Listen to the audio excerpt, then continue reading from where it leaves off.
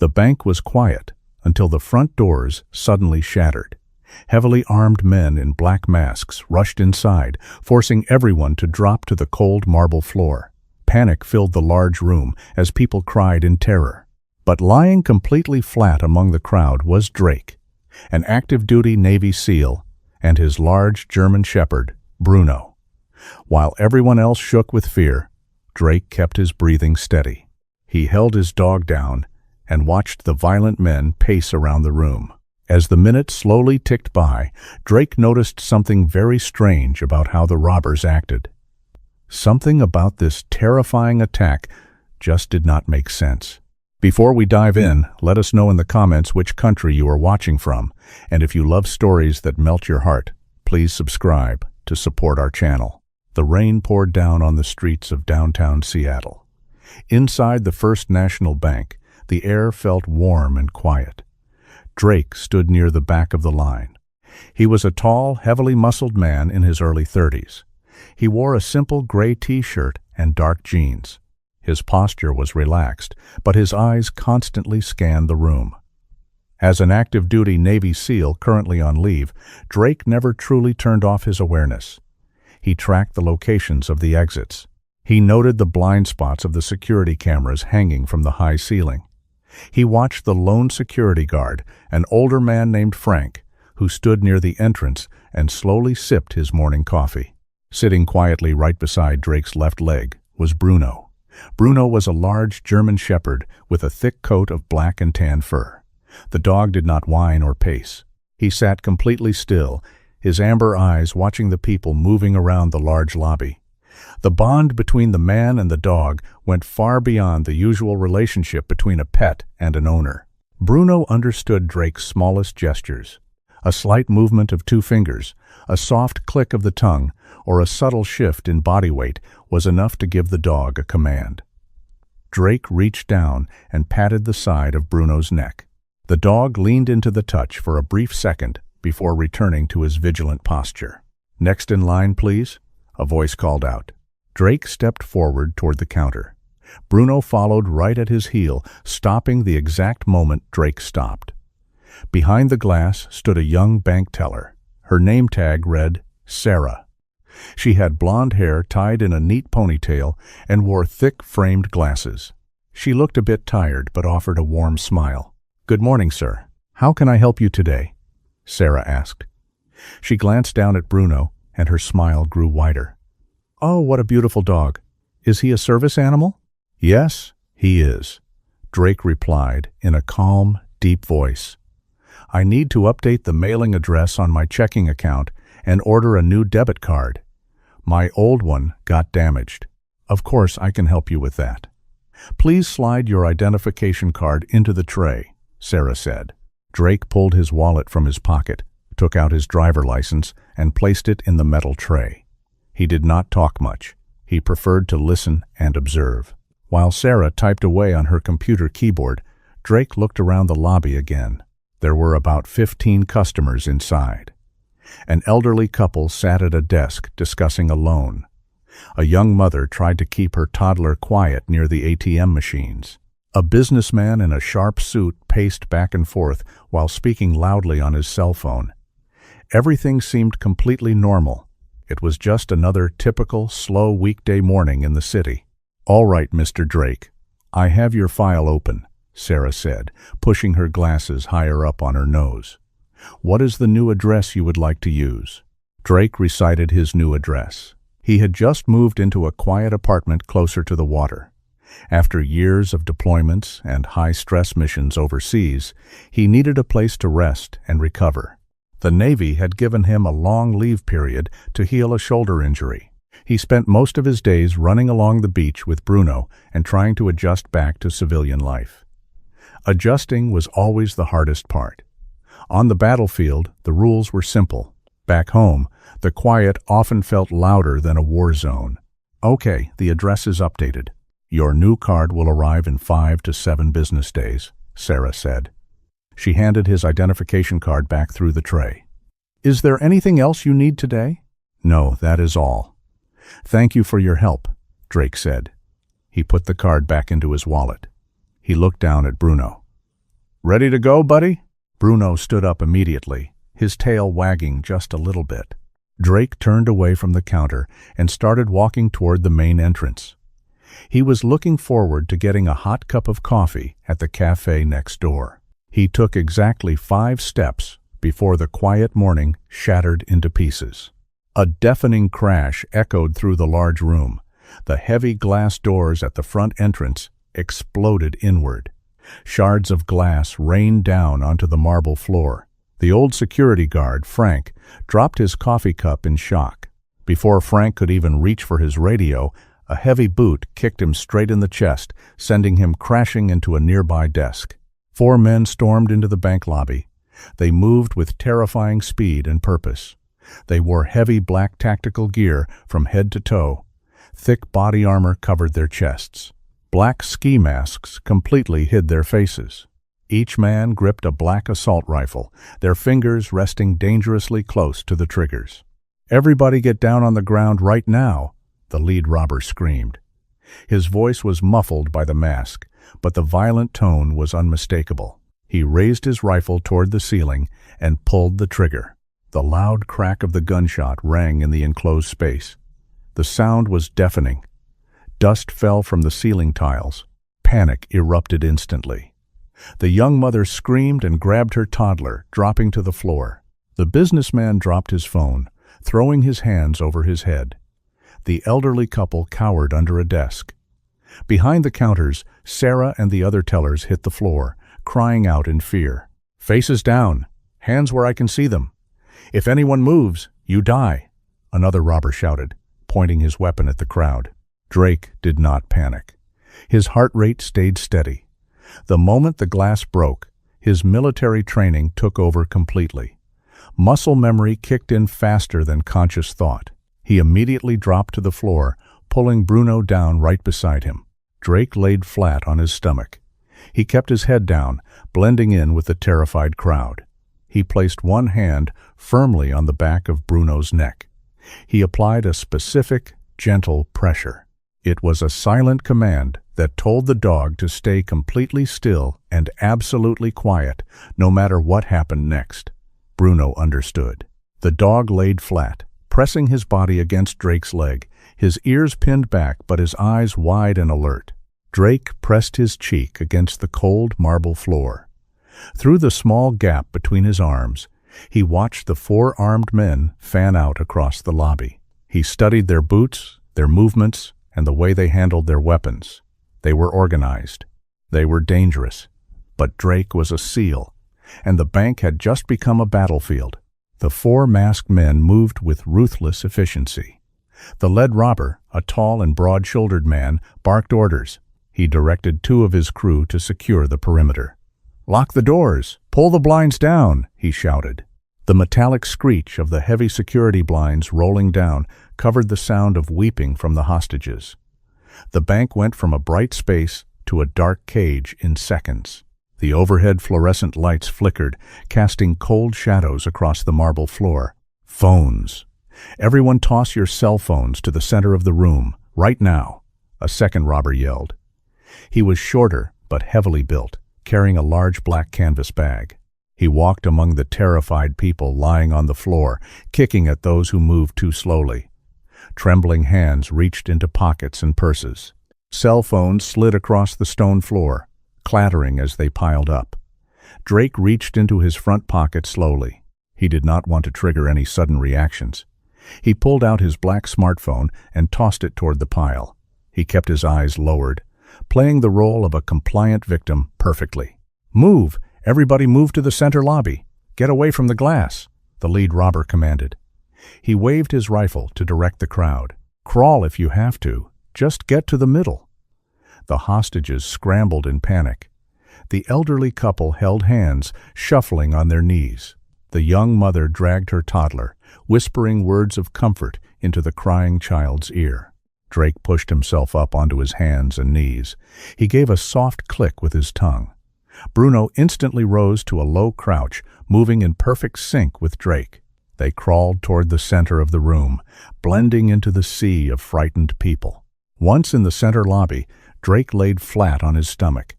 He kept his hands visible near his head. Bruno settled right next to his ribs. While the hostages squeezed their eyes shut in fear, Drake kept his eyes wide open.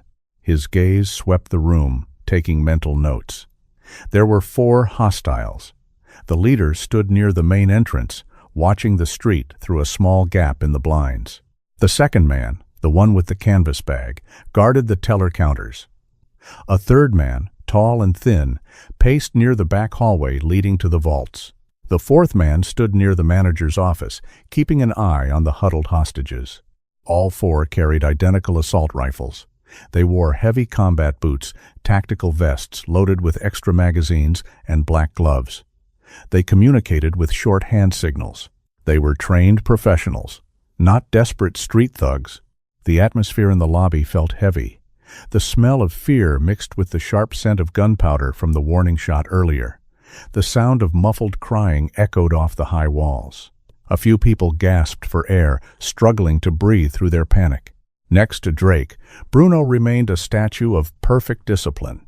The German shepherd did not pant. He did not look at the armed men pacing nearby. His amber eyes stayed fixed on Drake's right hand, waiting for the next silent command. The dog's calm demeanor grounded Drake completely. In a chaotic situation, having a reliable partner meant everything. Drake pressed his elbow gently against Bruno's flank. It was a small gesture of reassurance. "We wait," the gesture meant. "We survive." Minutes ticked by slowly. The initial shock began to wear off, replaced by a lingering dread. The robbers seemed focused on securing the building rather than rushing to the vault. Drake found this unusual. Most bank robbers wanted to get in, grab the cash, and get out before the police arrived. Speed was their best weapon. Yet, these men took their time locking down the premises. They seemed to be waiting for something specific to happen. Then, the silence outside broke. A faint wail echoed in the distance. The sound grew louder, multiplying into a chorus of high-pitched shrieks. Police sirens. They approached rapidly, echoing through the city blocks. The flashing red and blue lights began to reflect through the narrow gaps in the window blinds, painting the dark lobby walls in frantic colors. Tires screeched as heavy vehicles slammed on their brakes right outside the front doors. The tall, thin robber near the back hallway flinched. "Boss, they are here," he called out, his voice trembling. The leader rushed to the window and peeked through the blinds again. He cursed loudly. "We have company. The whole block is swarming with cops." The arrival of the police changed the entire dynamic inside the bank. The calm demeanor of the robbers vanished. The reality of their situation set in. They were trapped. The building was completely surrounded by law enforcement and SWAT teams. Panic quickly infected the armed men. The short, heavy-set robber gripped his rifle tighter. He started pacing rapidly in front of the teller counters, kicking over a chair in frustration. "What do we do now? You said we had more time," he shouted at the leader. "Shut up and hold your position," the leader snapped back, raising his weapon. The robbers' movements became jerky and unpredictable. Their weapons swung wildly as they argued. The hostages huddled closer together, anticipating a violent end. Drake watched the crumbling discipline of the hostiles with cold calculation. Desperate men made terrible mistakes. The robbers were no longer cold professionals executing a planned operation. They were cornered animals looking for a way out. A cornered animal is always the most dangerous kind. Drake knew the situation was about to become highly volatile. The SWAT teams outside would follow standard negotiation protocols, but the panicked men inside might not listen to reason. Drake tightened his grip on the cold floor.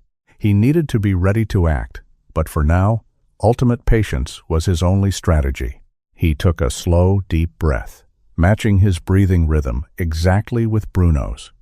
The real test of survival had just begun. The standoff outside stretched into its second hour. Inside the bank, the atmosphere grew incredibly heavy. The air conditioning system shut off completely, leaving the large enclosed lobby feeling like a sealed greenhouse. The morning sunlight poured through the front glass windows, baking the room. Sweat dripped down the faces of the terrified hostages. Every passing minute felt like a physical weight pressing heavily down on their chests.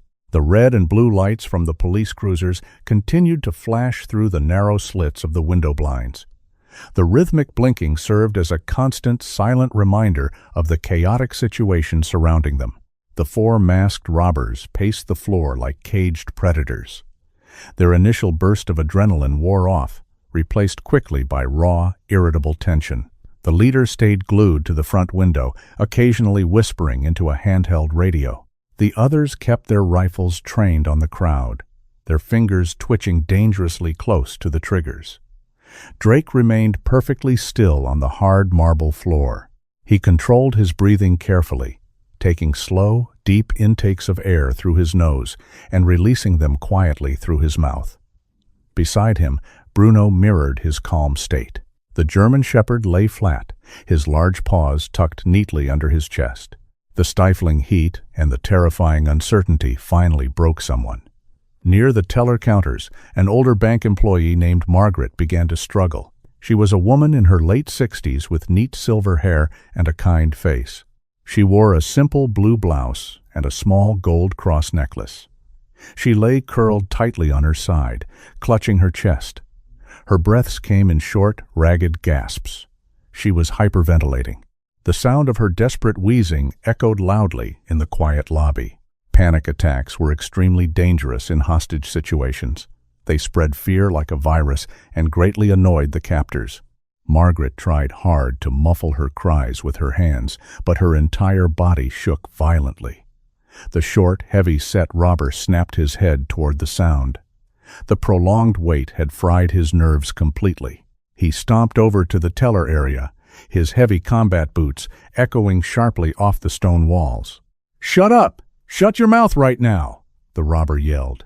He pointed the barrel of his black rifle directly at Margaret. His aggressive shouting only made things worse. Margaret let out a loud sob, her eyes wide with absolute terror. She simply could not catch her breath. Her face turned a pale, sickly color. The other hostages nearby recoiled in fear, squeezing their eyes shut and praying silently. "I said quiet," the robber screamed again. He took another step forward, closing the distance quickly. He raised the heavy stock of his rifle, preparing to strike the elderly woman to silence her. Drake watched closely from a few feet away. His mind raced through his tactical options. If he lunged at the robber, the man would surely pull the trigger in surprise. The bullets would hit the surrounding innocent people. A physical attack was far too risky right now. He needed a completely different distraction. He needed something that would not trigger a violent reaction from a highly stressed gunman. Drake shifted his weight ever so slightly on the floor. He moved his right hand just an inch closer to Bruno's wet nose. Drake rubbed his thumb and middle finger together, making a very soft, almost inaudible snapping sound. It was a specific command they had practiced hundreds of times during their military service. In the military, Bruno was trained not just for combat, but also to comfort wounded soldiers. The command meant go and comfort the target. Bruno responded instantly. The large dog rose from his prone position. He did not run, jump, or bark. He moved with a slow, deliberate grace. The dog kept his head low, signaling submission and peace. He stepped gently over the trembling legs of the nearby businessman and navigated smoothly through the huddled crowd. The short robber noticed the sudden movement. He spun around rapidly, aiming his rifle down at the approaching animal. "Hey, call your mutt back or I will shoot him," he shouted, his voice cracking with pure stress. Drake stayed completely silent. He kept his head down, trusting his canine partner entirely. Bruno did not stop walking. He completely ignored the black metal barrel pointed directly at his head. Dogs read energy flawlessly, and Bruno carried the calm, unshakable discipline of a trained Navy SEAL. He walked right up to the hysterical Margaret. Bruno gently nudged his large, wet nose against her tightly clenched hands. He let out a soft, warm sigh. Margaret opened her tear-filled eyes. She saw the gentle amber eyes of the German shepherd looking back at her. Instinctively, she unclasped her hands and buried her shaking fingers deep into Bruno's thick, soft fur. The physical touch worked exactly like a grounding wire. Bruno leaned his heavy body against her shoulder, applying deep, comforting pressure. He licked her cheek once. Slowly, Margaret's ragged breathing began to synchronize with the slow, steady rise and fall of the dog's chest. The scent of the dog, the earthy reality of his presence, pulled her out of her panic spiral. Her loud crying faded into quiet hiccups. The heavy-set robber stood completely frozen. His finger hovered nervously over the trigger. He looked at the dog, fully expecting an aggressive attack. Instead, he saw a creature completely devoid of fear. Bruno slowly turned his head and looked up at the armed man. The dog's expression remained calm and curious. The absolute absence of threat confused the robber's adrenaline-fueled brain. He was prepared to fight heroes or police officers, but he did not know how to react to quiet compassion. The intense tension in the air dissolved rapidly. The robber slowly lowered his weapon. He took a step back, shaking his head in disbelief. "Keep the dog quiet," the robber muttered softly. He turned away and resumed pacing the floor. Drake let out a slow, silent breath of relief. The deadly crisis was averted for now. Bruno stayed right next to Margaret, his warm presence acting as the perfect sedative for her terrified heart. The dog rested his head on her lap, keeping one eye on the armed men pacing the room. The wall clock ticked loudly. It was past noon. The air inside the First National Bank felt stale and heavy. Sunlight shifted across the marble floor, illuminating the dust particles floating in the stagnant air. Outside, the red and blue police lights continued their relentless flashing. The wail of sirens had stopped long ago, replaced by the heavy silence of a siege. Dozens of heavily armed SWAT officers surrounded the building. Police snipers likely had their rifle scopes trained on every visible window. The lead robber stood near the front doors, holding a black radio receiver. He had demanded a direct communication line to the police negotiator. Drake listened closely to the one-sided conversation. "No, we do not want food," the leader barked into the radio. "We want a bus. A fully fueled city bus parked right out front in exactly 30 minutes. If you fly any helicopters over this roof, we will start shooting hostages. Do you understand me?" The leader released the radio button and laughed. It was a cold, harsh sound. He turned to his men and nodded confidently. Drake rested his chin on his crossed arms. His eyes tracked every subtle movement in the room. Something felt completely wrong. He had studied hostage situations extensively during his Navy SEAL training. He understood the psychology of criminals under pressure. Bank robbers usually fell into two distinct categories. They were either desperate amateurs or calculated professionals. These men moved like professionals. They handled their weapons with strict trigger discipline. They controlled the large crowd efficiently. However, their overall strategy made absolutely no sense to a trained soldier. Drake looked at the short, heavy-set robber. This man carried a large canvas duffel bag. The bag remained completely flat and empty. The bank vault sat wide open at the back of the building. The teller's cash drawers remained untouched behind the counters. Not a single robber had ordered the bank manager to open the main safe. They did not gather the loose cash. They did not steal jewelry or wallets from the terrified hostages. They simply held the perimeter and waited. Professionals hit a target fast. They grab the money and escape before the police set up a perimeter. If they get trapped, they demand an immediate getaway vehicle and use hostages as human shields to move. They do not stall for hours without collecting a single dollar. Drake narrowed his eyes. He observed the tall, thin robber pacing near the back hallway. The man checked his wristwatch every 2 minutes. He did not look at the vault. He looked at his watch. They were managing time, not stealing money. The bank robbery was a distraction.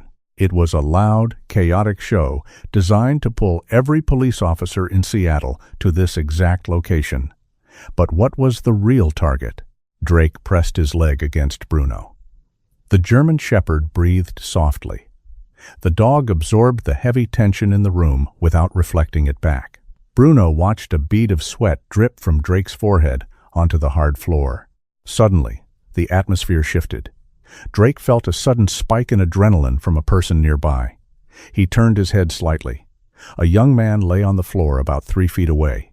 He wore a college sweater and jeans. His face was pale white. His eyes darted wildly toward a side exit door near the manager's office. The door had a glowing green exit sign above it. Drake recognized the physiological signs immediately. The young man was experiencing a severe fight-or-flight response. His rational brain had shut down completely. Blind panic took over his body. He genuinely believed the robbers were going to execute everyone. He was preparing to run. "Do not do it," Drake whispered softly, barely moving his lips. The young man did not hear him. He pulled his knees up under his chest. He planted his hands flat on the floor. His muscles tensed like coiled springs. If the kid ran, the robbers would shoot him. They had their rifles raised and ready. They possessed clear lines of sight. A moving target would trigger an automatic, deadly response. Furthermore, the gunfire would cause the police outside to storm the building immediately. A violent crossfire would erupt. Dozens of innocent people would die in the crossfire. Drake had less than 2 seconds to act. He could not tackle the young man.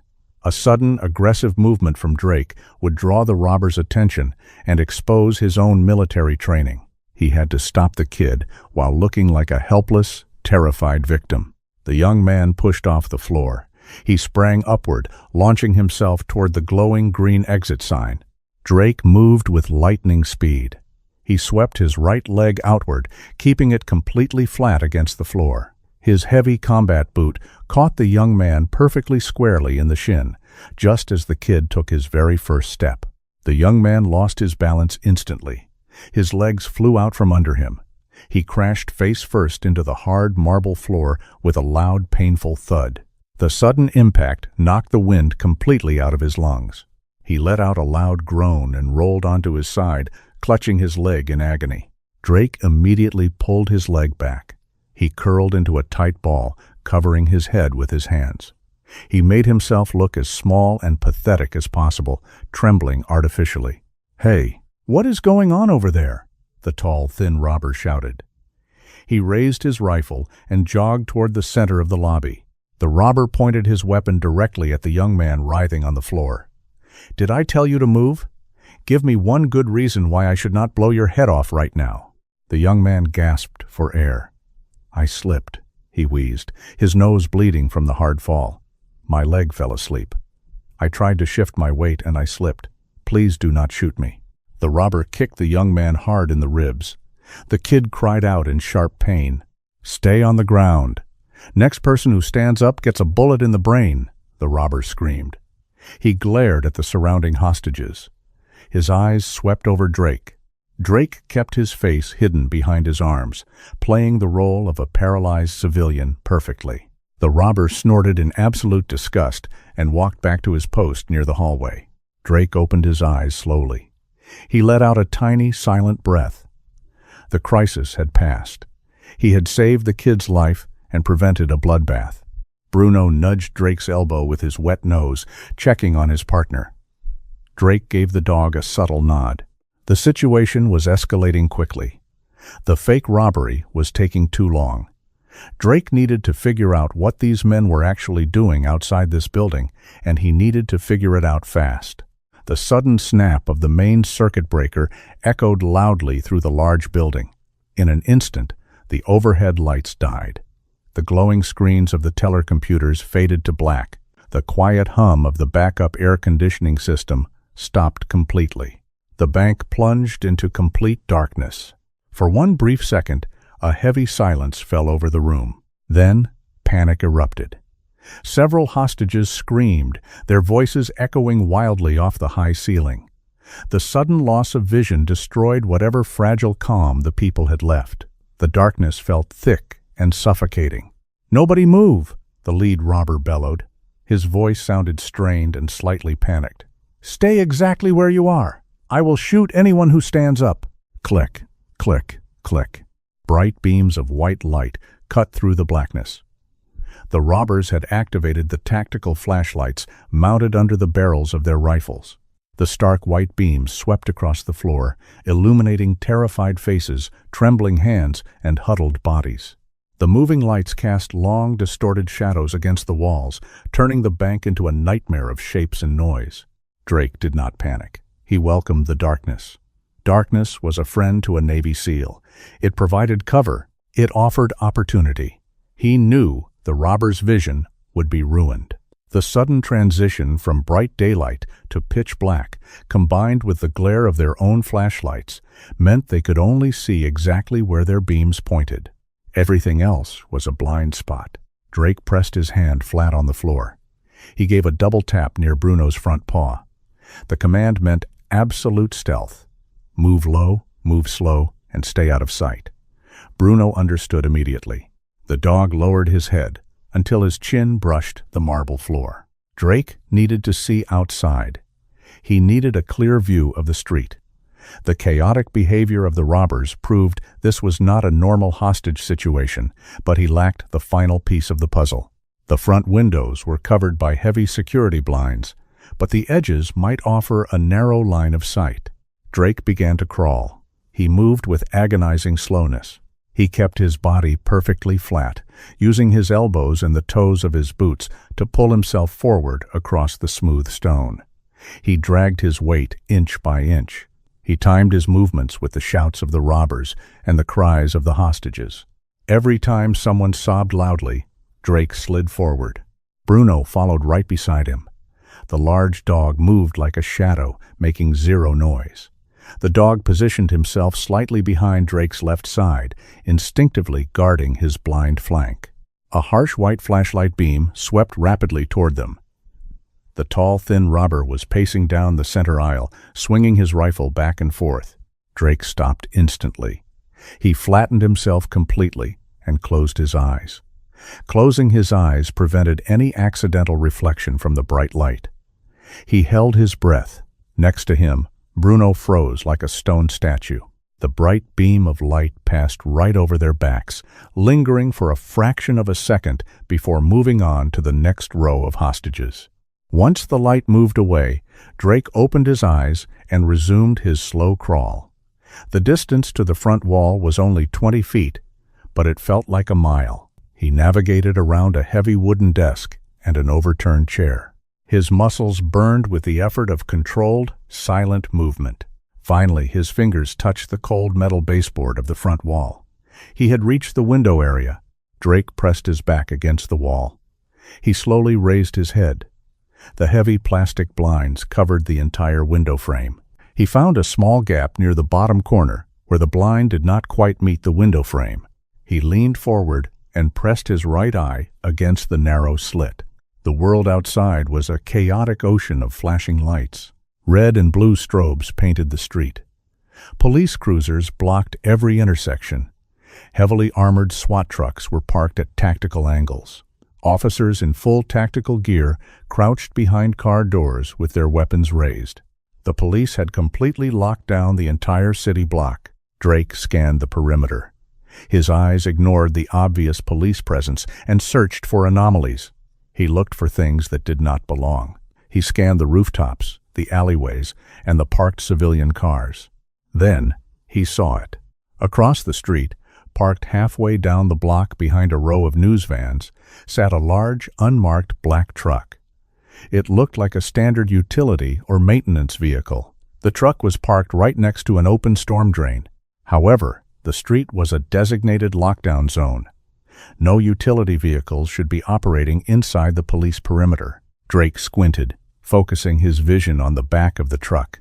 The rear doors were slightly open. A thick, heavy bundle of black cables ran from the back of the truck, across the sidewalk, and straight down into the open metal grate of the storm drain. Drake knew the infrastructure of modern city buildings.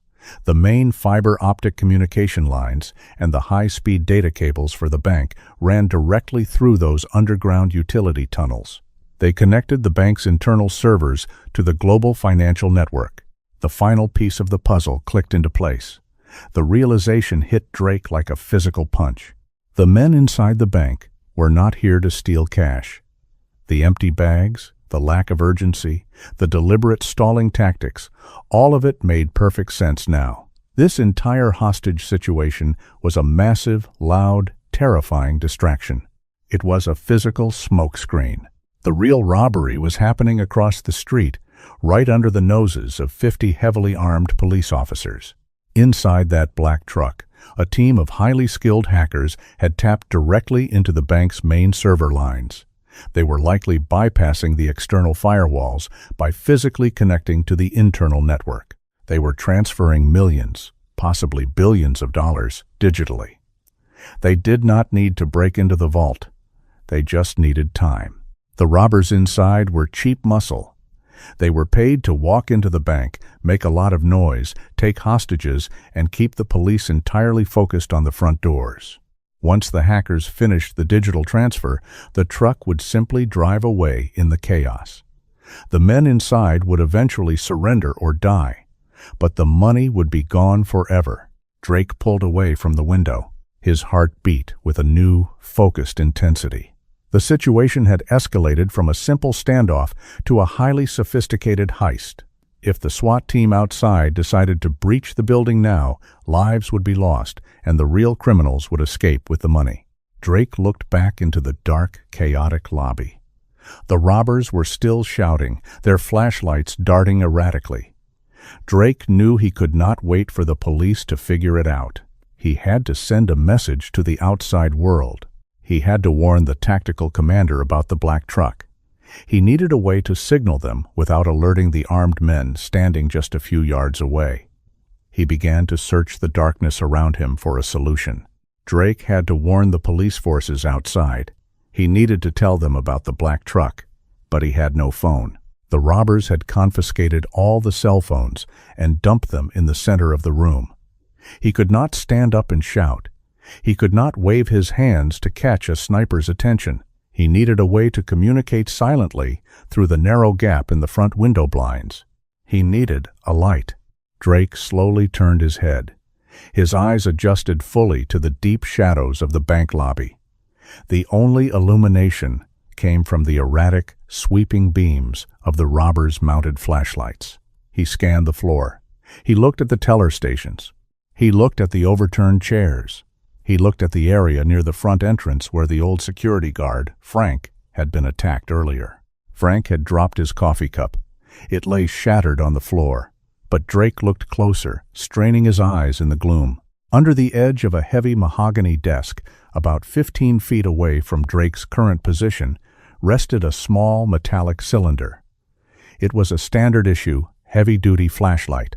It must have fallen from Frank's utility belt when the lead robber kicked him to the ground. It was exactly what Drake needed. The flashlight possessed a bright, focused beam. It would be perfect for sending a Morse code signal to the police snipers outside. Snipers constantly scanned the windows of a hostage building through high-powered scopes. If Drake flashed a light in a distinct pattern, they would see it immediately and report it to the commander. But there was a major problem. The flashlight lay 15 feet away. Between Drake and the mahogany desk was an open stretch of flat marble floor. There were no desks to hide behind. There were no overturned chairs to provide cover. If he moved across that space and one of the robbers pointed a flashlight in his direction, he would be completely exposed. They would shoot him on sight. Drake calculated the risk. It was incredibly high. But doing nothing guaranteed a violent outcome. He pressed his hand against Bruno's flank. The large dog lay perfectly still, breathing softly. Drake gave Bruno the silent physical command to stay. He did not want the dog following him this time. One moving shadow was risky enough. 2 would be a guaranteed death sentence. Drake waited patiently for his window of opportunity. He needed the robbers to be totally distracted. "I told you, we want the bus right now," the lead robber shouted angrily. He stood near the front doors, gripping the radio receiver tightly. His voice echoed loudly in the dark room. He was losing his temper with the police negotiator. "Do not talk to me about logistics. You have exactly 20 minutes to park a fully fueled city bus right in front of these doors. If I do not see it, I will drag a hostage to the window and put a bullet in their head. Do you hear me?" The other three robbers turned their attention immediately toward their boss. The aggressive tension in his voice made them highly nervous. The tall, thin robber stepped away from the hallway and walked closer to the front. The short, heavy-set robber stopped pacing and stood near the manager's office, watching the street. For a brief moment, all their flashlight beams pointed away from the center of the lobby. Drake moved. He utilized a low-profile military crawl. He kept his entire body pressed completely flat against the floor. He used his toes to push and his elbows to pull. He did not lift his head at all. He glided silently across the smooth stone. His dark clothing blended perfectly into the shadows. He moved quickly, but smoothly, making absolutely zero sound. 5 feet, 10 feet, 12 feet. He closed the distance to the mahogany desk rapidly. He extended his right arm, reaching out toward the metallic cylinder. His fingers were just inches away from the flashlight. Suddenly, the short, heavy-set robber let out an angry sigh. He turned around abruptly, stepping away from the manager's office. He walked directly toward the mahogany desk. Drake froze. He stopped breathing entirely. He flattened himself until he felt like part of the floor itself. The robber took 3 heavy steps. His large combat boot slammed onto the floor right next to Drake's outstretched hand. The thick rubber sole of the boot landed less than 3 inches from Drake's fingers. Drake could clearly smell the dirt and polish on the black leather. The robber stood completely still, adjusting the tight sling of his rifle. His flashlight beam swept across the ceiling, illuminating the floating dust. If the robber simply looked straight down, he would see a large man lying perfectly flat in the open. Drake did not move a single muscle. He slowed his heart rate using pure mental discipline. He waited silently in the darkness. "Hey, boss, are they bringing the bus or what?" the short robber called out, keeping his head turned toward the front doors. "Shut up and watch the hostages. Stop asking stupid questions," the leader snapped back sharply. The short robber muttered a harsh curse under his breath. He shifted his weight and took a step forward, moving past the mahogany desk. He swung his rifle, and the flashlight beam bounced across the far wall, leaving the floor in darkness again. The exact moment the robber stepped away, Drake acted. He lunged his hand forward, his fingers wrapping tightly around the cold metal of the flashlight. He pulled it smoothly to his chest. He did not waste a single second. He immediately began crawling backward, reversing his path exactly. He moved with the same silent, fluid motion. He reached his original position and slid right next to Bruno. The dog let out a tiny, nearly silent breath of acknowledgement. Drake tucked the flashlight carefully into the front pocket of his dark jeans. He rested his chin on his arms and closed his eyes for a brief second. He had the tool. Now, he just needed to find the perfect angle and the exact right moment to send his critical message to the outside world. He knew the clock was ticking down fast. Before he could signal, he needed a solid diversion. The robbers were agitated. The leader paced near the front doors, constantly checking his watch and arguing aggressively on the radio. The other 3 men swept their flashlight beams across the lobby, looking for any excuse to enforce their violent authority. If Drake flashed a bright light right at the front window, someone inside would notice the reflection bouncing off the glass. He looked back toward the center of the lobby. Bruno lay exactly where Drake had left him, perfectly still among the terrified hostages. Drake needed the dog to pull the robber's attention toward the back of the bank, far away from the front windows. Drake pressed his hand flat against the floor. He tapped the marble twice with his knuckles, followed by a long slide of his palm. It was the specific military command for a tactical diversion. Bruno understood instantly. The large German shepherd rose quietly from the floor. He kept his head low, slipping past the huddled groups of trembling people. He moved with the absolute stealth of a nocturnal predator, avoiding the erratic, sweeping beams of white light. He headed straight for the wide-open vault doors at the far end of the back hallway. Drake waited, holding his breath. He watched the dog disappear entirely into the shadows near the vault. 5 seconds passed, slowly. 10 seconds. Then a low, deep growl echoed from the dark hallway.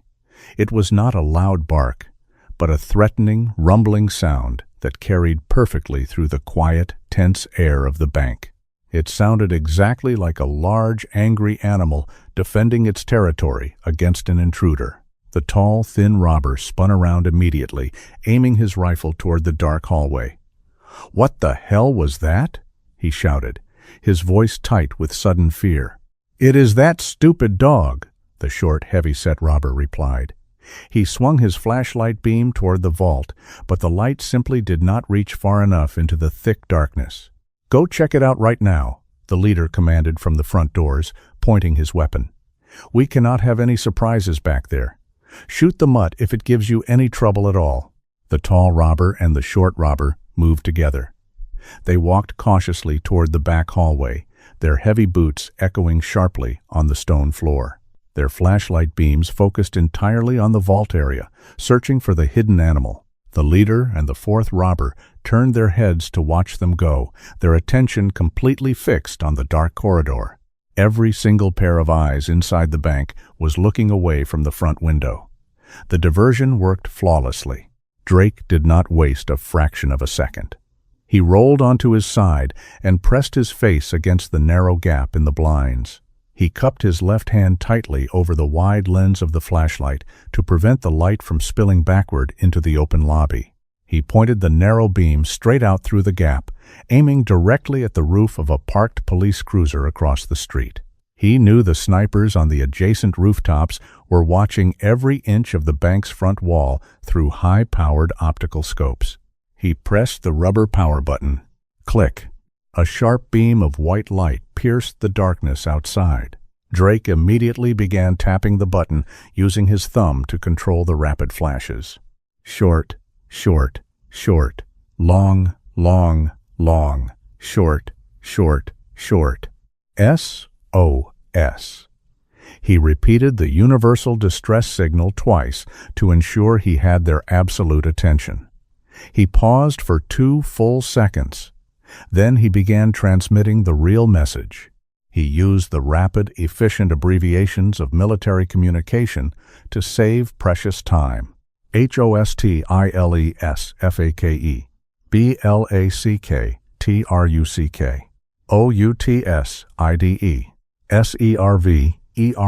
SERVERHACK. He flashed the entire message twice.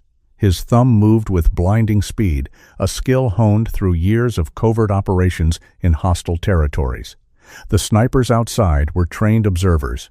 They would read the Morse code, write it down quickly, and relay it directly to the tactical commander on the ground. The commander would realize immediately that the real threat was not inside the bank, but sitting right in the middle of their own secure perimeter. Drake finished the second transmission. He turned off the flashlight and prepared to slide back into the safe darkness. But he made a tiny, critical miscalculation. As he pulled his hand away from the glass, the metal base of the heavy flashlight bumped gently against the window pane. It made a very soft, dull, clinking sound. Under normal, noisy circumstances, nobody would have heard it. But the bank was dead silent. The 2 robbers near the vault had stopped walking, trying to locate the growling dog. The soft clink echoed just enough to catch the attention of the 4th robber, who stood nervously near the manager's office. The 4th robber turned his head sharply. He aimed his rifle toward the front window. He clicked on his tactical flashlight. The bright white beam swept across the floor, cutting violently through the shadows. It hit the mahogany desk. It moved past the overturned chairs, and then it locked directly onto Drake. Drake was caught completely out in the open, lying on his side near the window blinds. He held a heavy metal flashlight clearly in his hand. The robber stared for a split second, processing exactly what he was seeing. A hostage had moved. A hostage possessed a piece of equipment. "Hey!" the robber roared. His voice was filled with explosive, pure anger. "We have a rat over here!" The robber did not hesitate at all. He racked the charging handle of his assault rifle, loading a live round into the chamber with a loud metallic clack. He lowered his shoulder, aimed down his iron sights, and charged straight at Drake's exposed hiding spot. Drake dropped the flashlight immediately. He had absolutely no cover.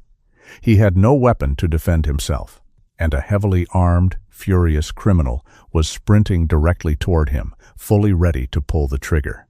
Drake did not try to stand up. Standing up would take too long and expose his center of mass to a fatal gunshot. Instead, he waited until the very last possible microsecond. When the robber was merely 2 steps away and preparing to pull the trigger, Drake moved. He pushed off the floor with his left hand, spinning his body aggressively to the right. The sudden movement took his chest completely out of the direct line of fire. The robber fired a single shot in surprise. The loud crack deafened everyone in the lobby. The bullet struck the marble floor exactly where Drake had been lying a fraction of a second earlier, sending sharp stone fragments flying into the air. Before the robber could adjust his aim and fire again, Drake struck. From his low position, Drake kicked upward with devastating force. His heavy boot crashed directly into the robber's front knee joint. The joint buckled instantly with a sickening crunch. The robber screamed in agonizing pain, his forward momentum causing him to collapse downward. As the robber fell, Drake sprang to his feet. He reached out and grabbed the hot barrel of the assault rifle, violently twisting it up and away from the surrounding hostages. With his other hand, Drake delivered a brutal, precise palm strike directly to the side of the robber's neck. The strike compressed the carotid artery. The robber's eyes rolled back into his head. He went completely limp, dropping the rifle and crashing heavily to the floor. The entire physical confrontation lasted less than 4 seconds. "Hey, what the hell is going on over there?" the lead robber shouted from the front doors. He spun around, trying to locate his fallen man in the dark lobby. The 2 robbers near the vault also turned back, their flashlights sweeping frantically toward the center of the room. Drake dropped the confiscated rifle onto the floor and immediately dove back into the shadows. He had neutralized the immediate threat, but he could not fight 3 heavily armed men at once. He needed the cavalry to arrive. He prayed his light signal had reached the tactical commander outside. 10 seconds passed in absolute, terrifying silence. The robbers raised their weapons, preparing to sweep the room and execute whoever had attacked their man. Then, the world exploded. A massive, synchronized breach initiated from the outside. The heavy glass of the front doors shattered inward into 1,000,000 pieces. Multiple stun grenades sailed through the broken windows, bouncing across the marble floor. Bang, bang, bang. Blinding flashes of white light and deafening concussive blasts filled the enclosed space. The intense noise and pressure completely disoriented the robbers. They dropped to their knees, clutching their ears and squeezing their eyes shut against the brilliant magnesium flashes. "Police, drop your weapons. Get on the ground right now." Dozens of heavily armored SWAT officers flooded into the bank from every single entrance. They moved with absolute precision, their laser sights cutting through the thick, smoky air. They swarmed the disoriented robbers instantly, kicking away their rifles and forcing them flat onto the floor. Zip ties secured the criminals' wrists before they could even regain their vision. "Clear. The lobby is secure," a tactical officer shouted, his voice echoing over the ringing in everyone's ears. Drake kept his head down, maintaining his civilian cover. He watched the SWAT team systematically clear the room. They moved past the hostages, offering words of comfort and checking for injuries. The nightmare inside the bank had finally ended. Outside the broken windows, the morning sun began to rise over the Seattle skyline. The pale dawn light illuminated the chaotic street. Through the shattered glass, Drake could see another group of SWAT officers surrounding the black utility truck. They had pulled 3 men in civilian clothes out of the back. The hackers were face down on the pavement, their hands cuffed tightly behind their backs. The tactical commander stood near the truck, looking at the severed black cables with a satisfied nod. The Morse code signal had worked perfectly. The digital heist was stopped right in its tracks. Inside the bank, paramedics rushed in to assist the hostages. The young man Drake had tripped earlier, received an ice pack for his bloody nose. Margaret, the elderly woman who had suffered a panic attack, sat calmly in a chair, drinking a bottle of water. Drake felt a familiar, gentle pressure against his leg. He looked down. Bruno stood quietly beside him, his tail wagging just slightly. The large German shepherd had slipped out of the back hallway during the chaotic breach and found his partner immediately. Drake smiled for the first time that morning. He reached down and scratched the dog firmly behind the ears. "Good boy, Bruno. You did perfect," Drake whispered softly. A young police officer approached Drake with a notepad. "Sir, are you completely uninjured? We need to get your statement before you leave the perimeter." Drake nodded calmly. "I am fine, officer. Just a little shaken up. My dog and I were just trying to stay out of the way." The officer smiled at Bruno. "Well, you both did great. Just head over to the triage tent across the street. We will take care of you." Drake thanked the officer and walked slowly toward the front exit. He stepped carefully over the shattered glass and out into the cool, fresh morning air. The rain had stopped. The city smelled clean and new. Nobody outside knew about the silent hand signals, the deliberate trip, or the flashing Morse code. Nobody knew an elite soldier had just orchestrated the entire rescue from the shadows, and Drake preferred it exactly that way. He took a deep breath of the Seattle air, feeling the warm morning sun on his face. He patted his leg twice. Bruno fell in right beside him, walking in perfect, disciplined synchronization. Together, the man and his dog walked away from the flashing lights, heading home for a well-deserved rest.